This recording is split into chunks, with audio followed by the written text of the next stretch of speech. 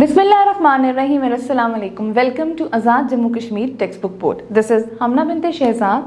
Dear students, आज के video lesson में हम देखेंगे इंग्लिश फॉर द ग्रेड 7 का unit number 7 and the title of unit is Eid ul Azha. इस चैप्टर में आज हम क्या देखेंगे? इस चैप्टर में सबसे पहले हम रीडिंग देखेंगे। रीडिंग में हम देखेंगे कि बेसिकली ईद उल अज़हा हम क्यों मनाते हैं, मुसलमान साल में कितनी ईदें मनाते हैं, ईद उल अज़हा के पीछे क्या बैकग्राउंड है, कौन से पैगंबर हैं जो कि इस इवेंट में अल्लाह ताला ने इन्वॉल्व किए थे, हज़रत इब्राहीम अलैहिस्सलाम और हज़रत इस्माइल अलैहिस्सलाम। हज़रत इब्राहीम अलैहिस्सलाम और हज़रत इस्माइल अलैहिस्सलाम का आपस में क्या रिलेशन था, दोनों बाप बेटे थे। साथ हम देखेंगे कि ईद उल अज़हा और ईद उल फितर इन दोनों में क्या डिफरेंस है। जब हमारी रीडिंग कंप्लीट हो जाएगी तो रीडिंग के बाद हम इसकी ट्रांसलेशन देखेंगे। साथ हम ग्लॉसरी के वर्ड्स यानी कि वो वाले वर्ड्स जो कि डिफ़िकल्ट वर्ड्स थे उनके मीनिंग्स देखेंगे। देन हम एक्सरसाइज की तरफ मूव करेंगे। एक्सरसाइज बेसिकली हमारी 4 पार्ट्स में डिवाइड हो रही है। The first part is aural communication skill. Aural communication skill के अंदर हम देखेंगे एक रोल प्ले, एक डायलॉग एक्टिविटी जो कि कुछ स्टूडेंट्स और दोस्तों के दरमियान होगी, उनके फेवरेट एक किसी भी आपका कह सकते हो कि जो उनका फेवरेट आउटिंग पॉइंट है वो।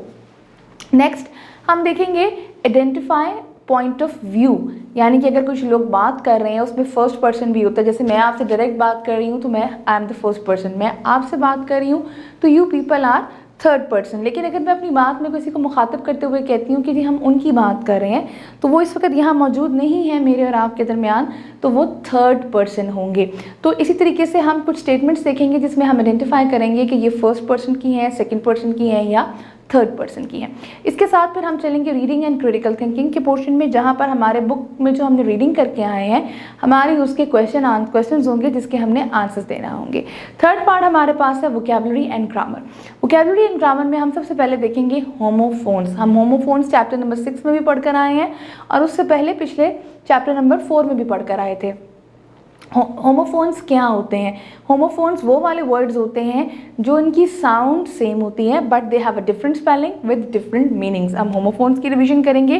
देन एडजेक्टिव्स देखेंगे। एडजेक्टिव्स क्या होते हैं? एडजेक्टिव किसी भी नाउन की वो प्रॉपर्टी होती है जो कि नाउन को डिस्क्राइब करती है। It can be a positive, it can be a negative. But अगर एक सेंटेंस के अंदर बहुत सारे एडजेक्टिव आ रहे हैं तो what is the correct order कि हम उन एडजेक्टिव्स को डिफाइन करें? तो हम देखेंगे कि एडजेक्टिव ऑफ साइज होता है, नंबर होता है, ओरिजिन होता है, प्लेस होता है, बड़े डिफरेंट तरह के हमारे पास एडजेक्टिव्स होते हैं। तो अब हमने इसको सेंटेंस में ऑर्गेनाइज कैसे करना है?